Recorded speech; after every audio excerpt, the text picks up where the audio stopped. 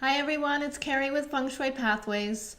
I'm talking a lot this month on the Facebook page about clutter and how it impacts your Feng Shui. Clutter is not something that is really a Feng Shui term according to traditional Feng Shui, but it is something that is impacting our life today. People seem to be accumulating quite a bit, and it does impact the flow of energy in your space. And so I wanted to talk about that this month. Especially in the new year, we're heading into 2016. It's a great time to let go of anything that's old, anything that's not serving you, or that you've outgrown, so that you make room for new opportunities. I also have a free program that I'm offering in relation to clutter, and I'll tell you about that at the end of the video. I'm just going to talk for a few minutes about one important concept in Feng Shui, and that's very related to clutter, and that's the concept of qi. So qi is energy. It's the same thing as energy. You can use those two words interchangeably. It's the universal life force that flows through ourselves, animals, plants. It flows through the land. It flows through our homes. And it does flow through inanimate objects as well. That's something that most people aren't aware of, and that's what I wanted to talk to you about today. Because everything does have qi, and everything has a life force to it. And that life force can either be lifting us up and nourishing us, or draining us. And so I want you to be really careful about what you choose to put in your space around you, because that's going to affect how the energy is flowing around you and whether or not it's feeding you and nourishing you or depleting you.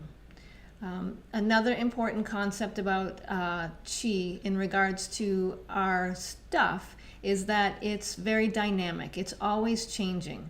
So we as humans evolve and we change, and we have new likes and new dislikes. And so our relationship with the things that we surround ourselves with is also changing. That's why it's important to check in with the things that you have in your space often and see how you're feeling about them on a regular basis.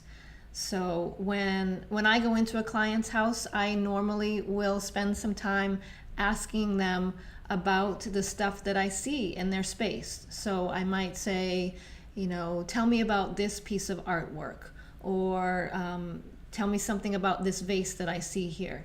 And I'm doing that because I want to gauge the energy that they have around that piece of artwork or that vase.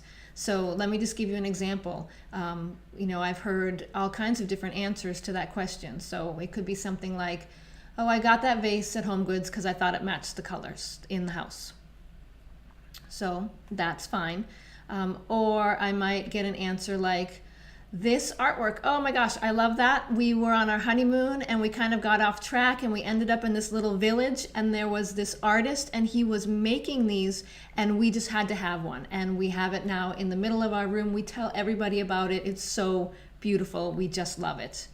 So think about that. Those two examples, there's a big difference between the energy level and the vitality that those two pieces were bringing to the respective clients. And one piece was really feeding and nourishing that person and making them feel good. The other was very neutral.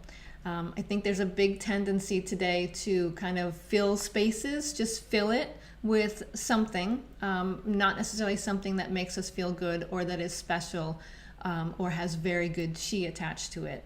And I just want you to be aware of that today. Take a look when you go home today. Take a look through your space. Maybe pick out 2 or 3 items and ask yourself that question. Is this something that I love? Is this something that makes me feel good? Does it have good memories or good associations attached to it? Is it lifting me up, or is it bringing me down? And if it is something that brings you down, it might be something that you want to consider releasing at this point, because as you release those heavier items, items that might have guilt attached to it, or some bad memories, or relationships that have changed, you will be lightening up the energy that's left in your space. And it makes a big difference in how you feel when you walk in the door. And that's good feng shui. So that's my little information about clutter and the qi attached to it. I am offering a clutter clearing challenge this month. It starts on January 18th, and that's next Monday. It's going to be 10 days online. If you sign up on my website, you can see the website there in the corner of the video screen, www.fengshuipathways.com. Sign up on the website under online programs. You'll receive an email for 10 days, every day for 10 days, and it'll have a task involved. And if you can spend about 20 minutes taking a look at the task and clearing some clutter, hopefully releasing a couple of items each day, you'll really be able to lighten your load and make some space for your opportunities that are going to come in 2016. I have a lot of clutter. I have a lot of things I want to release. I really want to get it out of my house as opposed to just moving it from one side to the other or reorganizing it.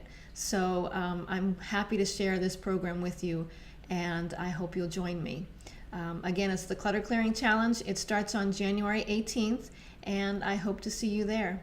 Happy Feng Shuiing. Take care.